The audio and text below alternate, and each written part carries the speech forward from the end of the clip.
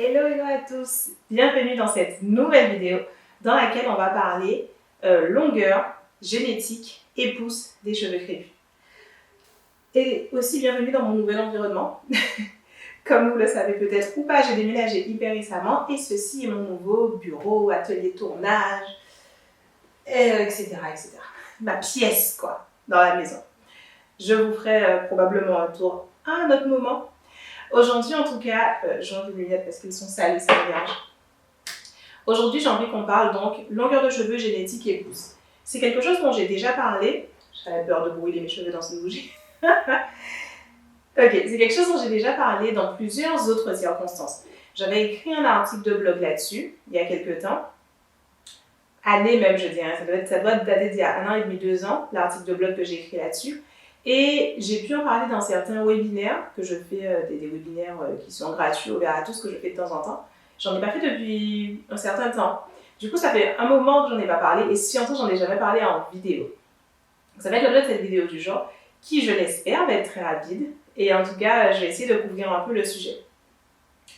Finalement, alors, déjà, pour celles qui ne me connaissent pas, je m'appelle Maëlle Cabarrus, je suis experte en cheveux crépus, et je fais du coaching capillaire depuis 2016.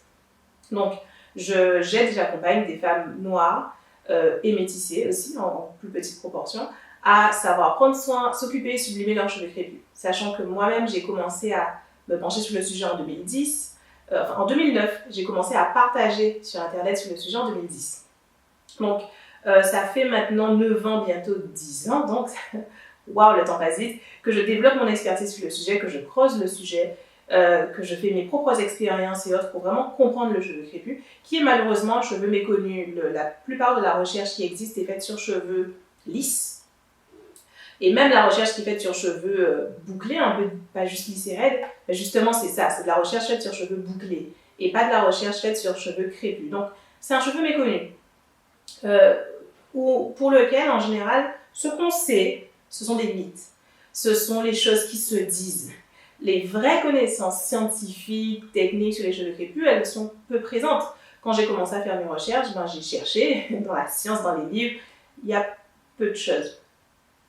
Mais il y a des choses, mais il y a peu de choses. Et c'est vraiment en prenant des petites informations un peu partout qu'on peut recoller quelque chose et avoir une vraie théorie, une vraie science du cheveu crépus. Et ce que j'ai fait moi, c'est créer une méthode, la méthode de la folie, qui est la méthode qui m'a permis de sublimer mes cheveux crépus, malgré le fait que j'ai grandi comme la majorité des femmes noires à croire que les cheveux crépus c'était difficile, douloureux, qu'ils étaient forcément courts, etc., etc. Parce que j'ai une texture très crépue.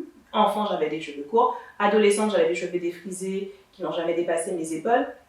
Assez classique finalement. Et donc, malgré tout ça, j'ai pu en développant mes connaissances, en développant mon expertise, moi, repasser au naturel et sublimer, faire pousser mes cheveux, qui m'arrive maintenant en tirant sur une mèche, ma longueur réelle, pas ma longueur rétrécie comme c'est maintenant, qui m'arrive au niveau de la taille. Et donc, depuis 2016, je transmets et j'aide maintenant des milliers de femmes à faire de même. Voilà, pour celles qui ne me connaissent pas, la présentation rapide. Maintenant, parlons génétique, longueur de cheveux et pousse. La majorité des femmes noires, même jusqu'à aujourd'hui, on a cette idée, cette vision que les cheveux crépus ne sont pas longs. Et que donc, c'est cette idée qui fait se dire c'est génétique. C'est donc génétique, les femmes asiatiques vont avoir des cheveux très longs, les femmes blanches peuvent avoir des cheveux très longs, mais les femmes noires ne peuvent pas avoir des cheveux très longs. Ça, déjà, remettons les choses scientifiquement dans leur contexte. Les cheveux crépus poussent un chouïa moins vite que les autres. C'est-à-dire pousser égale sortir du cuir chevelu. On rappelle les bases, mais les cheveux, c'est pas comme des plantes. Les cheveux ne sont pas du tout comme des plantes. C'est pas vivant. Ça pousse pas donc par les longueurs. Sur les plantes, on peut voir une branche qui pousse au milieu d'un truc comme ça, que des feuilles peuvent sortir à tout endroit. Les cheveux, c'est pas pareil. Les cheveux, ça ne sort que du cuir chevelu. On le rappelle. Donc c'est pas du tout comme une plante. Une fois que c'est sorti du cuir chevelu, c'est mort. Et donc, quand on parle de pousse des cheveux, on parle de nouveaux cheveux qui sortent du cuir chevelu. Et c'est pour ça que j'ai appelé cette vidéo longueur, pousse et génétique. Parce que finalement, la longueur et la pousse sont des choses différentes. La pousse, quand on n'a aucune carence, aucune, et qu'on mange relativement équilibré, On a des cheveux qui vont pousser de 8 mm par mois. Ça, c'est pour la pousse. Et ça, c'est pour tous les cheveux crépus, quoi qu'il arrive. Et les cheveux caucasiens vont pousser de 1 cm par mois et les cheveux asiatiques plutôt de 1,5 cm par mois. Donc, clairement, on n'est pas égaux là-dessus, c'est un fait. Maintenant, ce qui fait surtout que les femmes noires, en général, visuellement, notre expérience, c'est que les femmes noires ont des cheveux plus courts, c'est lié à 2 choses. La première chose, c'est le rétrécissement du cheveu crépus, qui vont faire que même quelqu'un comme moi, qui a des cheveux plutôt longs, en général, ils apparaissent mi-longs. Ils apparaissent comme ils sont maintenant, c'est ma longueur apparente. Et même souvent, enfin, on le voit sur mes vidéos et sur ma chaîne, ils apparaissent même plus courts que ça souvent. Et ça dépend vraiment de la façon dont je les coiffe et dont je les entretiens. Ma longueur apparente est 2 fois plus courte que ma longueur réelle.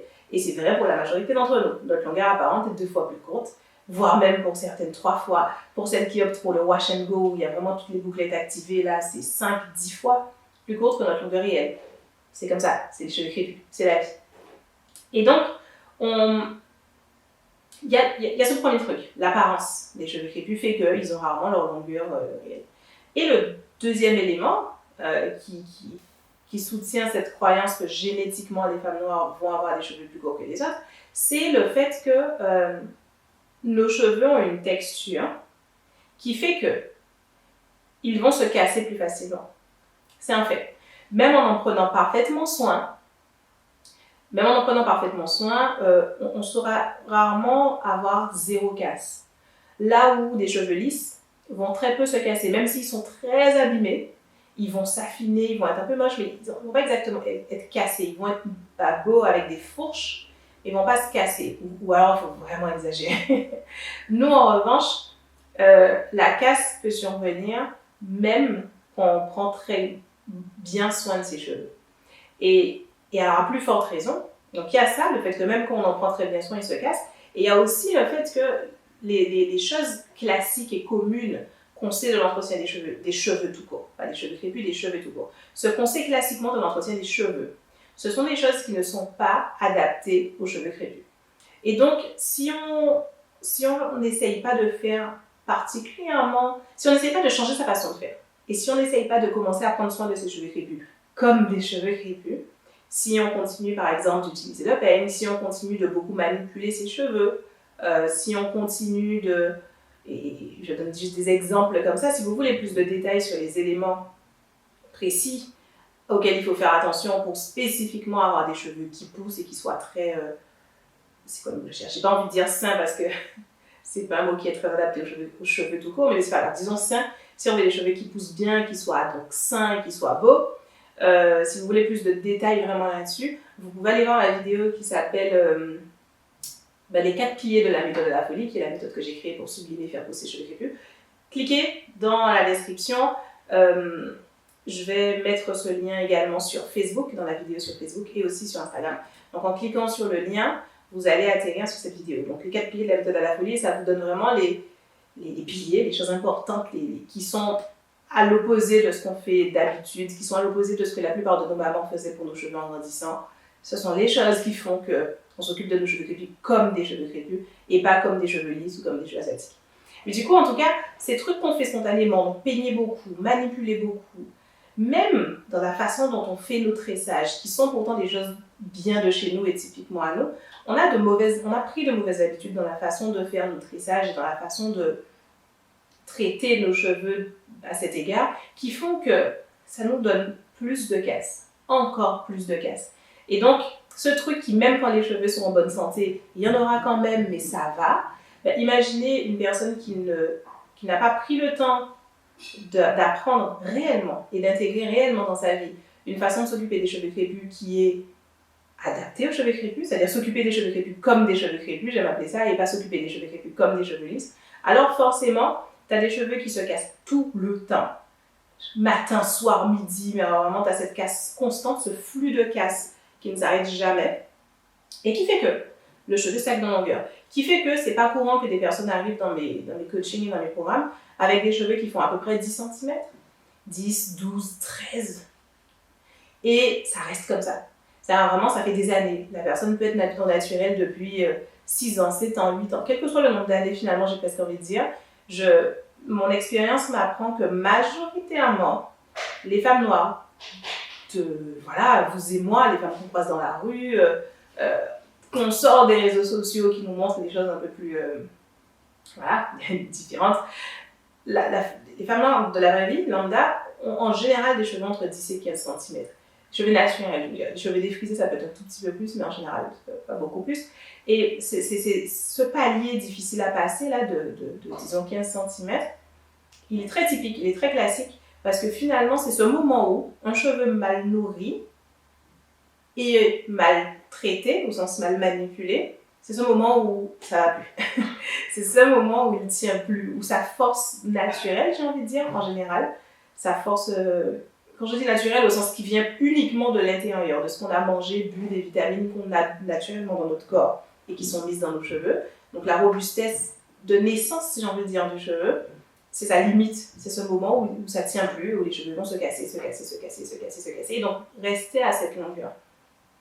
Donc mon point de vue sur la génétique, c'est que donc on prend 8 mm par mois, ça fait 10 cm par an. Je ne pense pas non plus qu'on devrait s'attendre, en s'occupant parfaitement de ses cheveux, à gagner 10 cm par an tout le temps.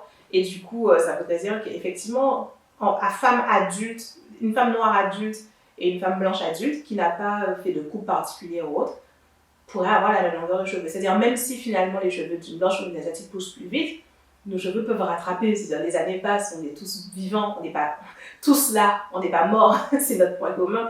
Donc, les cheveux poussent, les années s'accumulent, et donc on devrait pouvoir atteindre la même longueur. Je dis pas exactement ça, même si en théorie c'est vrai, puisque effectivement, même en prenant hyper soin des cheveux, ils peuvent se casser. Je dis en revanche que atteindre 30 cm de longueur, c'est entièrement accessible à tout le monde. Entièrement. Pour moi, c'est vraiment la longueur minimale que on devrait tous avoir. D'ailleurs, en général, dans les programmes, je constate que c'est la longueur que les gens atteignent, en général, avant d'atteindre le palier où il faut qu'on aille plus loin pour avoir de la pousse. Après, il y en a avec qui c'est plus simple que d'autres de passer ce palier de 30 cm. Pour moi, 30 cm, c'est le minimum, l'évidence, la base, voire même 35-40. Parce que, finalement, ça correspond à un nombre de centimètres gardés qui, encore une fois, quand on prend bien soin de ses cheveux, encore une fois, les 4 piliers de la méthode à la folie, je mettrai le lien, tout le monde peut y accéder, c'est la vidéo dans laquelle j'explique vraiment ces trucs importants pour la pousse. Ouais, quand on les applique, l'expérience et la science. L'expérience d'avoir mes cheveux et ceux de toutes les personnes que j'ai coachées depuis 3 ans, et la science me dit qu'il n'y a aucune raison que tout le monde ne puisse pas atteindre entre 30-40 cm de longueur. Plus, il faut aller plus loin encore, et d'ailleurs, même pour entre parenthèses, même pour une femme blanche, avoir des cheveux très longs, c'est difficile. Il faut remarquer autour de vous que la plupart des femmes blanches ont des cheveux plutôt aux aisselles, mi-dos, mais les cheveux vraiment longs à la taille ou plus longs que la taille, c'est pas si fréquent que ça, parce que pour tout le monde, en fait, c'est plus dur. Ça veut dire qu'il faut vraiment bien soigner les cheveux pour éviter les fourches. Et donc, de beaux cheveux jusqu'à la taille, c'est difficile à obtenir pour tout le monde. Donc, il faut qu'on arrête aussi, nous, femmes noires, de se juger comme ça négativement, comme si nos cheveux sont plus bizarres que les autres de ne pas être si souvent à la taille. Non, c'est pas vrai. Avoir des cheveux à la taille, c'est plus compliqué pour tout le monde, taille ou même plus bas que la taille. C'est compliqué pour tout le monde de le faire sans fourche, que ce soit beau, je vais dire. Donc nos cheveux sont pas pires que les autres, c'est juste qu'effectivement, nos cheveux, quand ils arrivent à la taille, leur apparence, c'est celle-là. C'est pour avoir des cheveux crépus qui visuellement arrivent à la taille, là, c'est juste, voilà. C'est pas réaliste, c'est presque pas réaliste de vouloir, pour nous, femmes noires, ça.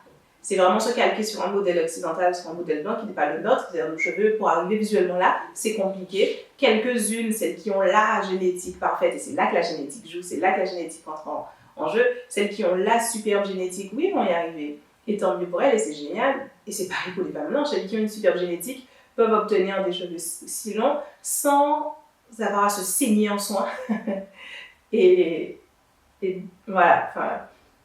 Je pense que j'ai véhiculé mon point, je n'ai pas besoin de continuer là-dessus. Voilà, je crois que c'est tout ce que j'ai à dire pour cette vidéo. C'est un peu l'idée générale, voilà. J'ai dit ce que j'avais à dire. Je suis évidemment ouverte à ce qu'on en discute beaucoup plus en commentaire, que vous soyez sur YouTube ou sur Facebook. Et donc n'hésitez pas à aller regarder ma vidéo, les 4 piliers de la méthode à la folie, pour faire pousser les cheveux crépus. Je vais mettre le lien, je vais vous le donner, il sera là. Ça vous donnera des éléments importants à prendre en compte pour la peau. Si vous n'avez pas déjà vos 40 cm de longueur, posez-vous la question, qu'est-ce que peut-être vous ne faites pas, qu'est-ce que vous faites mal, qu'est-ce qui empêche que vous atteigniez cette longueur qui est parfaitement réaliste et atteignable pour tout le monde. Donc allez cliquer sur cette vidéo, vous aurez toutes les informations. Voilà, je vous dis à bientôt pour la prochaine vidéo. Ciao!